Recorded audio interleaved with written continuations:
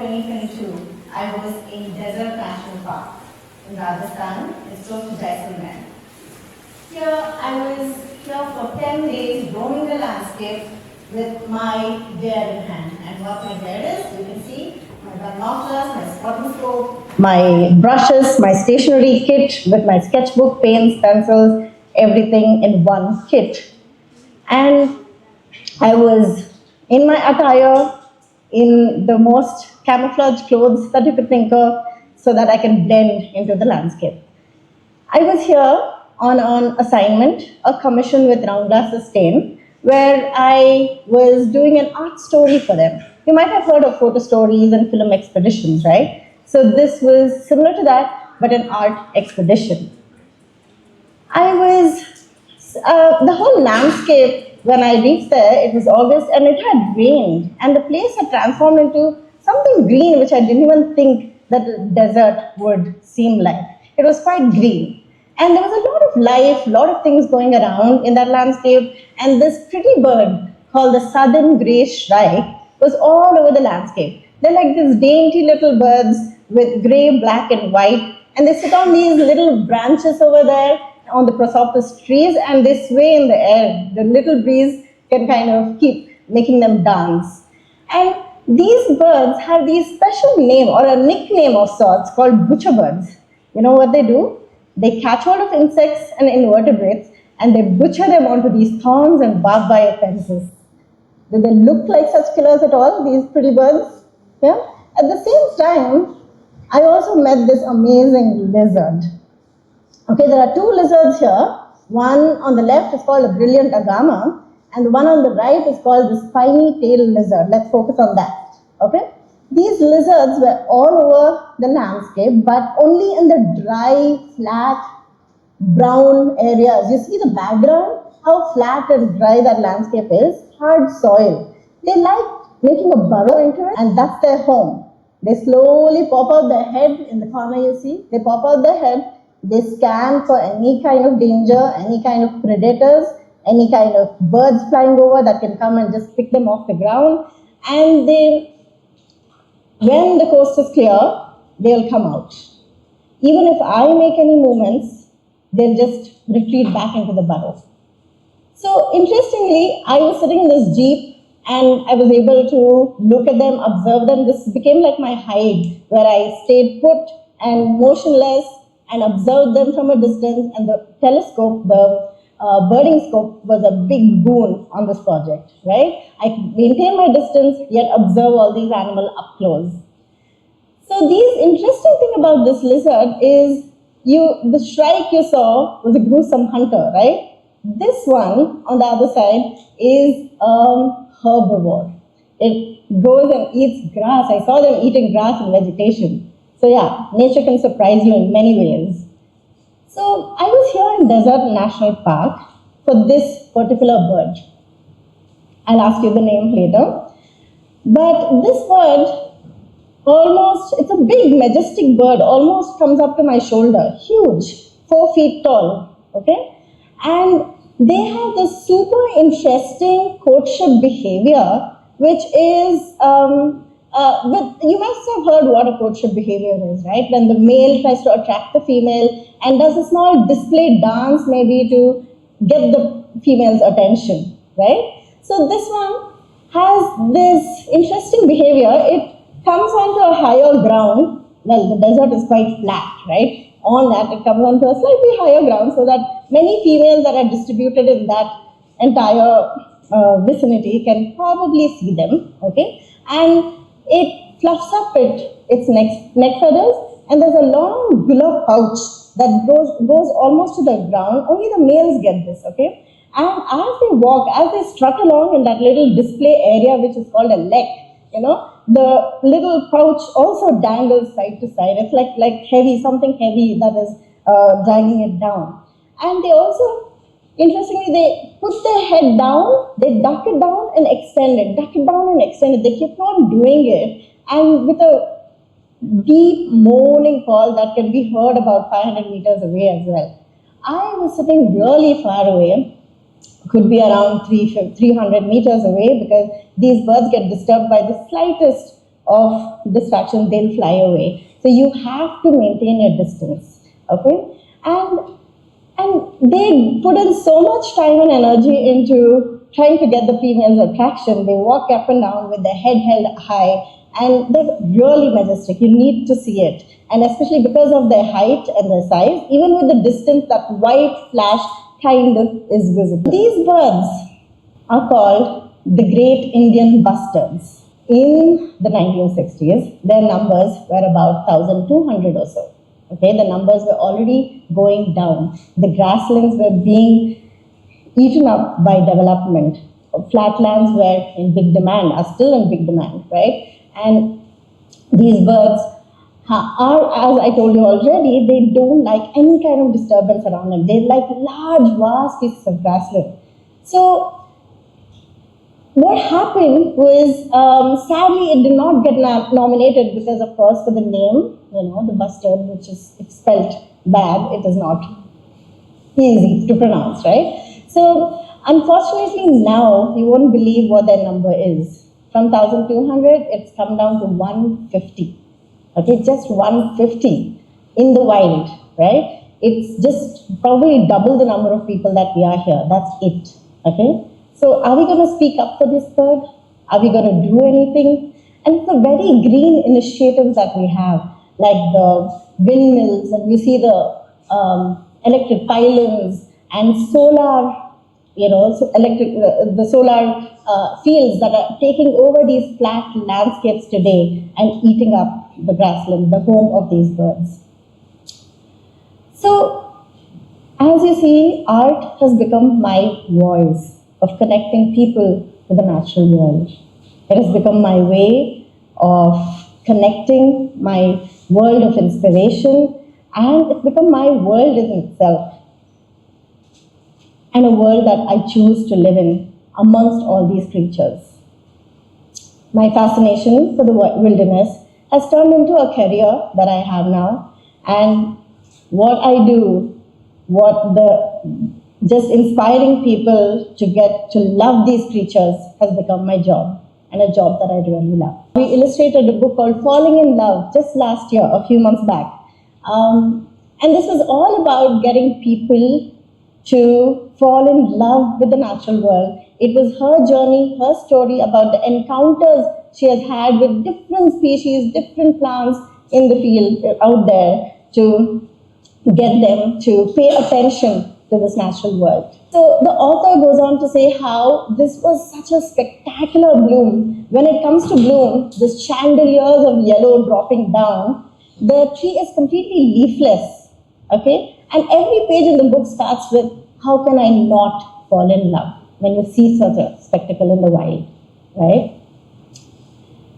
So I go on to paint as many species. I love the natural world as an entirety, birds, butterflies, mammals, all kinds of insects come into my portfolio of works as well.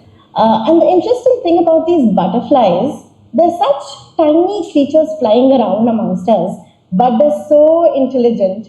They can spot the plant that they like. They're very particular about their plants, right?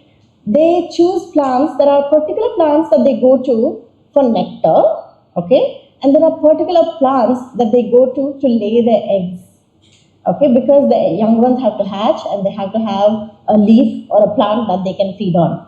So they know, even amongst the traffic, even amongst this developed city, they can spot the plant that they need to go and lay their eggs on. Which, isn't it amazing? It's just mind-boggling how these species are trying to live amongst our world along with us. This is a journey that has gone on for many years now. Initially, when I was in art college, and I also joined bird watching during my art college days, and I used to make checklists of birds and things that I saw on my walks, and I used to doodle a little next to them. But very soon, I got to know there was this whole flock of people who are journaling. They call it nature journaling, and abroad I met a whole bunch of people who do this. And that's when my own doodles became into much more, full-fledged journal pages in itself. With this thought in mind, we were like, okay, nature and journaling and art, why not take this to more people that we know to inspire them? So I teamed up with a friend of mine, Shilpa, and we started these nature journaling sessions right here in Lal Bagh in 2010, about 16 years back. What we do is we try to introduce the children to the natural world through the medium of art and curiosity. We try to engage them with stories. We try to meet them little creatures in the wild. It could be ants or spiders or millipedes or birds, anything that we come across. We tell stories and we try to make them observe so that they can bring it onto their paper. So it was so these are the kind of journals that the children or even the adults who have attended these workshops come up with. As much as they're engaging with these notebooks, with these sketchbooks, as much as they are writing about each of these species, I think as they're filling it up, we feel we have made a difference. We have planted that seed of curiosity within them to take it further. And I think once the nature bug bites or gets to you, you're hooked for life. So this was absolutely not what I thought I would be doing in my life, okay? I didn't even know I'd be teaching ecology and art at some point in my life, but somewhere along the way, jungle safaris happened, and I was in art college, and I was curious, and I had a family of nature lovers. My father was an entomologist. He studied insects and was always showing us things around. My uncle was a wildlife enthusiast who would pack us all into cars and take us to these forest safaris as a kid. And my brother was always up to something wild and adventurous, always inspiring. And somewhere along the way, I even went to art college, and I flunked in my art college. And that was the year I picked up myself and joined a bird watching group, and things transformed. And today, what I do is I blend art, ecology, and design to take people closer to the natural world. So it was this hummingbird project that opened my eyes to this world of wildlife illustration. This was somewhere in the beginning of my art journey as a wildlife artist. And we started looking into the details, the meticulous details of these birds, trying to understand how the female and the male differ from each other, try to get into the details of form and anatomy and the associations between the plant and the bird and the flower as well. So we made these connections, we made these associations, we learned about it ourselves to be able to paint it the way we do today. So this was a project I did it along with the support of Fellas Creations, my brother's company, and we worked in collaboration with Gauger Science Foundation. We put together a coffee table book, about 127 hummingbirds in the whole book, and about 3 artists who worked on it for a few years to complete this book. Here you see an interesting behavior. This hummingbird is going to the base of the flower to steal nectar from it.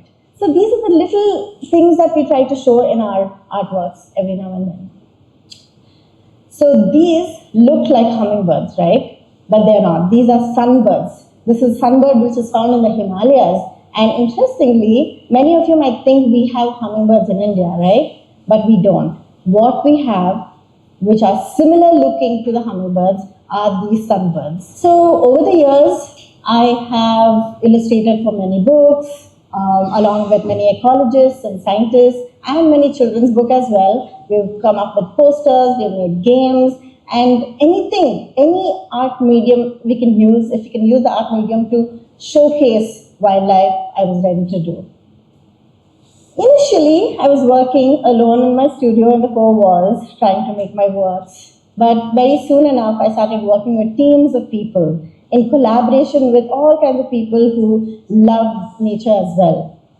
We have worked with scientists and ecologists who bring in our base of what we need to depict when we are trying to do the art pieces. and we work with writers and translators so that they can make the message of wildlife that we put across as strong and effective and impactful as possible. We work with artists and sculptors on a regular basis, something that I enjoy doing, being an artist myself, and we design panels trying to make it appealing and effective and trying to draw the attention of the people as much. It is these kind of works that we go on to do now. We set up large spaces. We work with different people who bring their own expertise onto the table. And these spaces are spaces that you can walk into and experience wildlife, experience the natural world, read about them, learn about them, and just engage with them. And hopefully this will make you fall in love with the natural world. So we introduce maps that are huge that you can get a sense of place. We put up outdoor panels so that you can walk into a place and get to know what is the kind of flora and fauna, the animals and plants that are in that vicinity itself. We try to create interesting life-size panels so that it can make you walk to the works and start reading it, because that is the impact we want to do. We want to make a difference with art to get people to pay more attention. These are the kind of panels that we work on, long panels sometimes, but each of these talk about different aspects, different phenomena. It could be about seed dispersal, it could be pollination, it could be about predator and prey interaction, recyclers, about decomposers. All these phenomena, we are trying to break it down in simple words, simple visuals to be able to express it or put it out to the people. So these are the spaces that we enjoy designing, the compositions and everything. And what makes a big difference is when people come to these spaces. You know, when the doors are open to hundreds of people and they walk in and they are awed by what they see. And that awe is what makes them curious and want to know more about all these wild beings that we live in. So yes, art can be a very powerful medium. It can be a voice for the voiceless. And I think all of us here should become custodians of this natural world and join hands with nature.